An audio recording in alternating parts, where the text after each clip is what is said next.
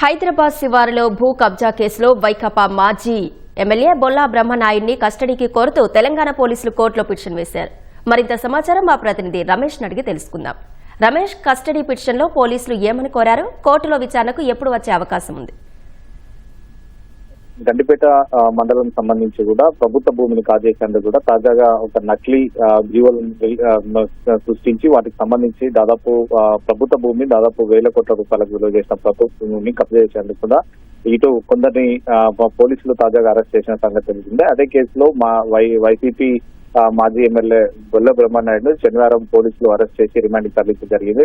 ఇప్పటికే కొంతమందిని ఈ కేసులో A9 గా ఉన్న రాధాకృష్ణతో పాటు నిమ్మల రాజేష్ తర్వాత రామస్వామి, వేణుగోపాల్ను 2 రోజుల పాటు పోలీసులు కస్టడీ తీసుకుని విచారణ కొనసాగించడం జరిగింది. విచారణలో భాగంగా కొంత సమాచారాన్ని అధికారులు అయితే రాబట్టడం జరిగింది. ఇప్పటికే వారు ఇచ్చిన సమాచారంతో కూడా బొల్ల బ్రహ్మనాయుడు ఈ కేసులో A7 గా ఉన్నారో అతనికి సంబంధించి ఆ పాత్ర ఏంది, అతను ఈ ఫేక్ జీవోలకు సంబంధించి కానీ తర్వాత ఫోర్జరీ సంతకాలు ఏ విధంగా చేయడం జరిగింది, వాటిలో ఇప్పటికే కలెక్టర్ గాని తర్వాత RDO తర్వాత తహసీల్దార్ సంబంధించి కూడా వారి సంతకాలను కూడా ఫోర్జరీ చేసినట్లు కూడా ప్రాథమికంగా పోలీసులు గుర్తించడం జరిగింది. కాబట్టి వారు ఎందుకు ఫోర్జరీ చేసి తర్వాత ఫేక్ జీవోలను గవర్నమెంట్ ఇష్యూ చేసినట్టు ఒక ప్రభుత్వ భూమిని ప్రైవేటు వ్యక్తులకు అప్పగిస్తున్నట్లు కూడా ఆ ఫేక్ జీవోలను కూడా సృష్టించడం జరిగింది. దీని వెనక ఇంకా ఎవరున్నారని దాని మీద ఒక స్పష్టంగా ఆ వివరాలు అయితే పోలీసు అధికారులు అయితే వివరాలు సేకరించాల్సి ఉందని చెప్పి కూడా అధికారులు అయితే భావిస్తున్నారు. మొదటగా గండిపేట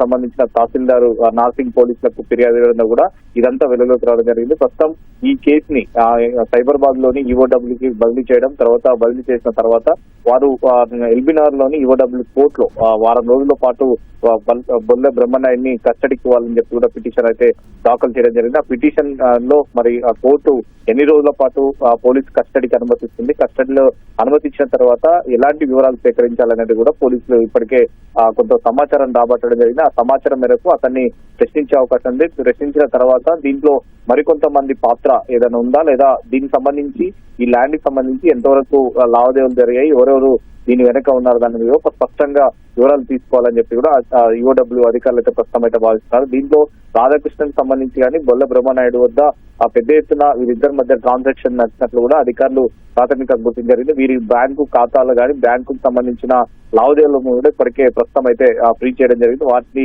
వివరాలు సేకరిస్తూనే తర్వాత వీరు కస్టడీ తీసుకుంటే మరికొన్ని విషయాలు వీళ్ళకి వస్తాయని చెప్పి కూడా ప్రస్తుతం పోలీసులు అయితే భావిస్తున్నారు. కాబట్టి దానికి సంబంధించి మరి కస్టడీ సంబంధించి ఎన్ని రోజుల పాటు కోర్టు అనుమతిస్తుంది, ఆ కోర్టు అనుమతిస్తాక దీనికి సంబంధించి విచారణ కొనసాగించిన తర్వాత ఎలాంటి విషయాలు వీళ్ళకి వస్తాయనేది కూడా ప్రస్తుతం అయితే వేచి రావాల్సిన అవసరం ఉంది. ధన్యవాదాలు రమేష్.